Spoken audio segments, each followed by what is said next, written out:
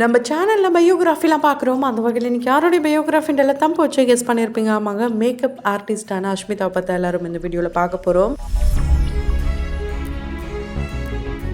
இவங்களை பற்றி பார்க்குறதுக்கு முன்னாடி இது வரைக்கும் யாரெல்லாம் நம்ம சின்ன சமூகம் சேனலை சப்ஸ்கிரைப் பண்ணலையோ அவங்க எல்லாரும் மறக்காமல் சப்ஸ்கிரைப் பண்ணிட்டு பக்கத்தில் இருக்க பெல் ஐக்கானையும் மறக்காமல் ப்ரெஸ் பண்ணிடுங்க.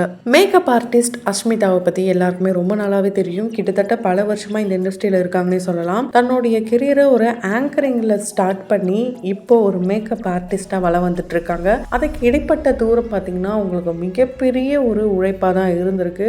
அதெல்லாம் கடந்து தான் இப்போ இவங்களே ஓனாக ஒரு அகாடமியை வச்சு ரன் பண்ணிட்டு இருக்காங்க. ஸ்கூல் கூட பாதிலேயே நிறுத்திட்டு இந்த அளவுக்கு மோல்ட் பண்ண முடியுமா, அந்த க்ரூம் தன்னைத்தானே பண்ணிக்க முடியுமா அப்படின்றத இவங்களை பார்த்து நம்ம இன்ஸ்பயர் பண்ணிக்கலாம். இப்போ பல பேருடைய ஒரு ஃபேவரட்டான மேக்கப் ஆர்டிஸ்டாகவும் இருக்காங்க, அண்ட் பல பேருடைய டீச்சராகவும் இவங்க இருக்காங்கன்னே சொல்லலாம். அந்த வகையில் எனக்கு இவங்களும் ரொம்ப பிடிக்கும் அப்படின்ட்டு யாரெல்லாம் சொல்றீங்களோ அவங்க கமெண்ட் பாக்ஸில் கமெண்ட் பண்ணலாம். ஒரு சிலவங்களாம் பார்க்கும்போது என்ன வாழ்க்கடா அப்படிலாம் கேட்க தோணும். அந்த மாதிரி தான் இவங்க கிட்ட பேசுறவங்களையும் சரி, இவங்க வீடியோஸ் பார்க்குறவங்களையும் சரி நிறைய பேர் கமெண்ட் பண்ணிட்டு இருக்காங்க. ஆனால் இவங்க வாழ்க்கை அந்த அளவுக்கு ஒரு ஸ்ட்ரகிளான வாழ்க்கையை தான் வாழ்ந்துட்டு வந்திருக்காங்க.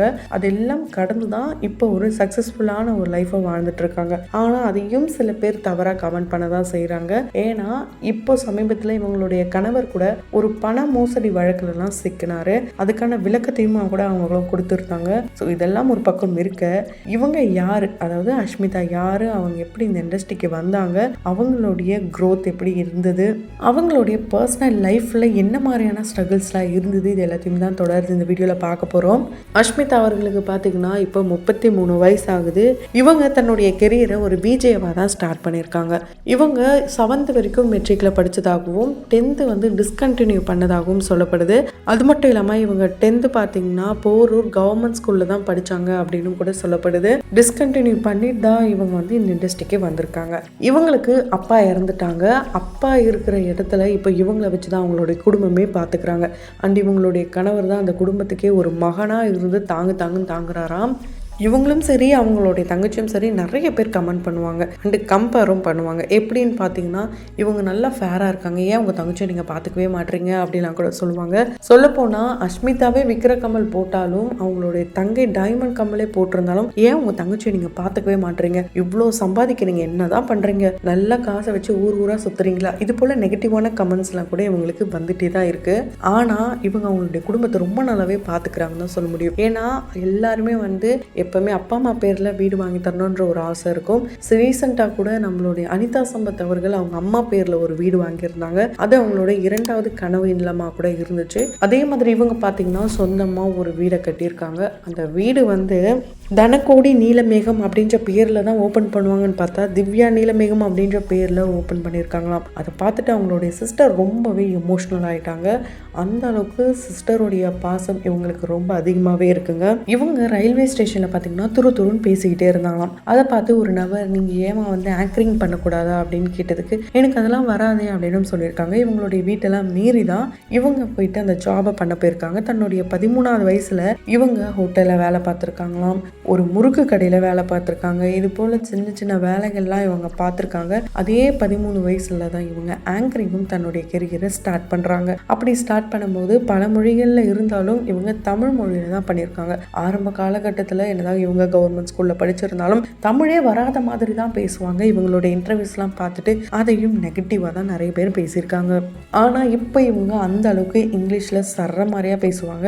அதுக்கு காரணம் என்னன்னா செல்ஃப் க்ரூமிங் தான். தன்னைத்தானே எப்படி க்ரோ பண்ணணும், மெருகேற்றிக்கணும், இது போல் எல்லாத்தையுமே இவங்க கற்றுக்கிட்டு மற்றவங்களுக்கும் கற்று தந்துட்டு இருக்காங்க. அதோடைய ஒரு பார்ட்டாக தான் இவங்க மேக்கப்பை ஸ்டார்ட் பண்ணியிருக்காங்க.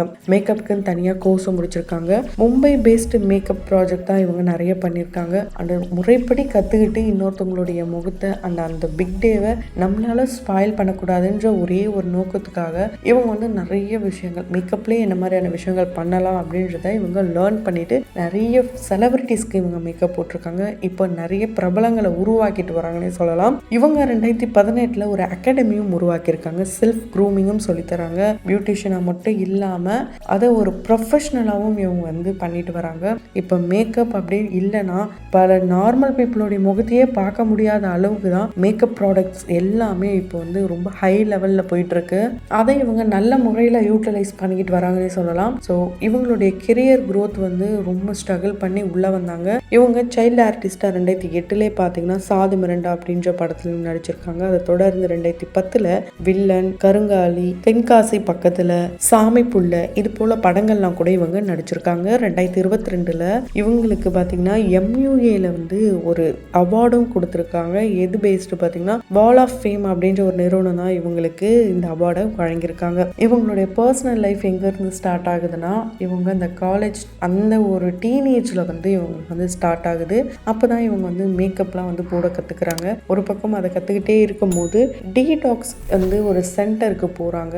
அங்கே போகும்போது தான் இவங்களுடைய காதல் கணவரை பார்க்குறாங்க. அவங்களுடைய காதல் கணவருடைய நேம் பார்த்தீங்கன்னா ஸ்ரீ விஷ்ணு. இவங்க தான் வந்து இவங்களுடைய காதல் கணவர் தெரியாதான், ஒன் சைடாக தான் அவரும் பார்த்துட்டு இருந்திருக்காரு. அதுக்கப்புறம் லவ் ஆகுது. லவ்வுக்கு அப்புறம் மேரேஜுக்கு அப்புறம் டிவோர்ஸும் ஆயிடுச்சு. ஸோ டிவோர்ஸ் அப்படின்ற ஒரு விஷயம் பேப்பர் தானே, சைன் போடுறதுனால ஒன்றும் ஆக போகிறது இல்லைன்ட்டு ஒரு பக்கம் டிவோர்ஸ் கொடுத்தாலும் இன்னொரு பக்கம் அழுதுகிட்டே நம்ம 2 பேரும் சேர்ந்துருவோம்னு நினைக்கிறேன்ட்டு டிவோர்ஸ் கேட்ட இவங்களே ஒரு பாயிண்ட்ல நம்ம சேரணும் அப்படின்ற முடிவும் எடுக்கிறாங்க. ஸோ சில மிஸ் அண்டர்ஸ்டாண்டிங் காரணமாக தான் இவங்க வந்து டிவோர்ஸ்க்கே போனாங்க. இவங்களுக்கு 2 குழந்தைகளும் இருக்காங்க.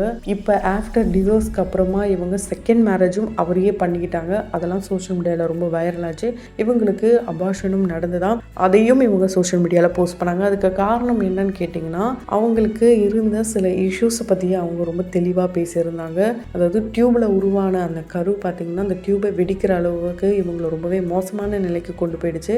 அதனால இவங்க வந்து செல்ஃப் அனலைஸ் பண்ணிட்டாங்களாம். அதுக்கப்புறம் தான் இவங்க வந்து ஓகே இந்த பேபியை வந்து ஓகே பண்ணிக்கலாம் அப்படின்னு சொல்லி தான் இவங்க வந்து 3rd பேபி அண்ட் 4th பேபிக்காக கூட இவங்க வெயிட் பண்ணுறாங்கன்னு சொல்லலாம். இப்போ இவங்களுடைய சீமந்த வீடியோஸ்லாம் சோஷியல் மீடியாவில் ரொம்ப வைரல் ஆகிட்டு இருக்கு. இவங்க என்ன போட்டாலுமே அது கான்ட்ரவர்சி அப்படின்னு தான் சொல்ல முடியும். ஏன்னா அந்த அளவுக்கு தான் இவங்க தன்னைத்தானே உயர்த்திக்கிட்டது மட்டும் இல்லாமல் இன்னொரு பக்கம் இவங்க நிறைய கமர்ஷியல்ஸ்லாம் பண்ணியிருக்காங்க. அதில் ஒரு ஜுவல்லரி ஆடை இப்போ கூட திரும்ப திரும்ப போட்ட ஆடை இவங்க தான் அவங்களாம் அப்படின்ட்டு நம்ம எல்லாருமே ஷாக் ஆகிற வகையில் தான் செமையான ஒரு டிரான்ஸ்ஃபர்மேஷனே கொடுத்துருக்காங்க. 2018 திருமணம் ஆச்சு. அதுக்கப்புறம் டிவோர்ஸ் 2 வருஷத்தில் ஆச்சு. அதுக்கப்புறம் நிறைய இன்டர்வியூஸ் கொடுத்தாங்க. திரும்ப பேட்சப் பண்ணாங்க. நிறைய ரீல்ஸ் போட்டாங்க. சடனாக பார்த்தா ப்ரெக்னெண்ட்டாக இருக்கிறன்ட்டு அதையும் ரீல்ஸ் மூலயமா சொல்ல எல்லாருமே ஷாக் ஆகுறாங்க. அதாவது ஒரு சிலர் என்ன பண்ணாலுமே அது வைரல் ஆகும். அந்த மாதிரி ஒரு பர்சன் தான் இவங்க. ஸோ நடிகை ரம்பா அவர்களும் பார்த்தீங்கன்னா அவங்க 2 குழந்தைங்களுக்கு அப்புறம் டிவோர்ஸ் வாங்கிட்டு அதுக்கப்புறம் இல்லை நான் என் கணவர் கூட சேர்ந்து வாழ்வேன் அப்படின்னு சொல்லி அடம் பிடிச்சு அவர் கூட வாழ்ந்து 3வது மகனையும் பெற்றெடுத்தாங்க. அந்த மாதிரி இவங்களுக்கு சின்ன வயசுலேருந்து ஒரு கனவா 3 குழந்தைங்களை வந்து பெற்றுக்கணுன்ட்டு அந்த கனவு இப்போ வந்து நிறைவேற போகுதுன்ட்டு ரொம்ப ரொம்ப ஹாப்பியாக அந்த பேபியை வார்ம் வெல்கம் பண்ணுறதுக்கு வெயிட்டிங்கில் இருக்காங்க. ஸோ என்ன பண்ணாலுமே பாசிட்டிவான விஷயங்களும் இருக்கும், நெகட்டிவான விஷயங்களும் பல பேருக்கும் இருக்க தான் செய்யுது.